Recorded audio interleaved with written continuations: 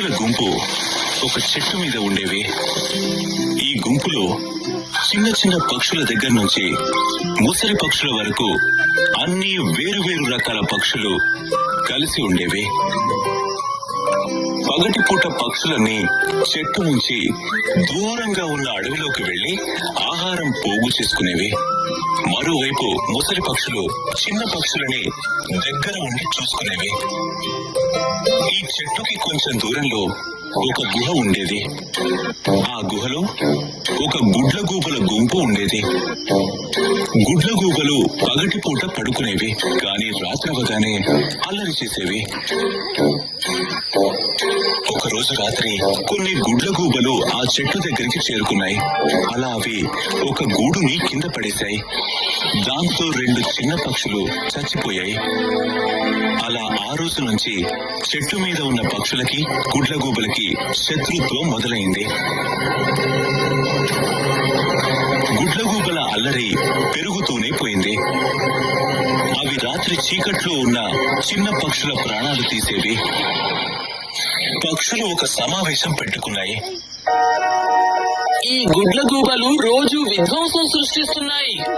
వీళ్ళ నుంచి మన పిల్లలను ఎలా కాపాడుకోవాలి? మనలో కొన్ని పక్షులు రాత్రిపూట కాపలా కాయడం మంచిది.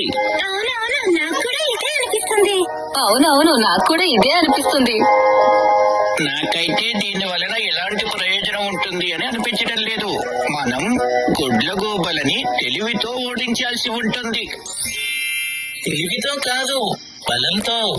ఈ రోజు రాత్రి వాళ్ళు ఇక్కడికి వచ్చినప్పుడు మనం అందరం కలిసి వాళ్ళని చంపేద్దాం.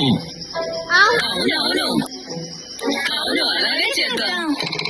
పక్షులన్నీ రాత్రి ఎప్పుడవుతుందా అని ఎదురు చూశాయి. రాత్రి అయింది.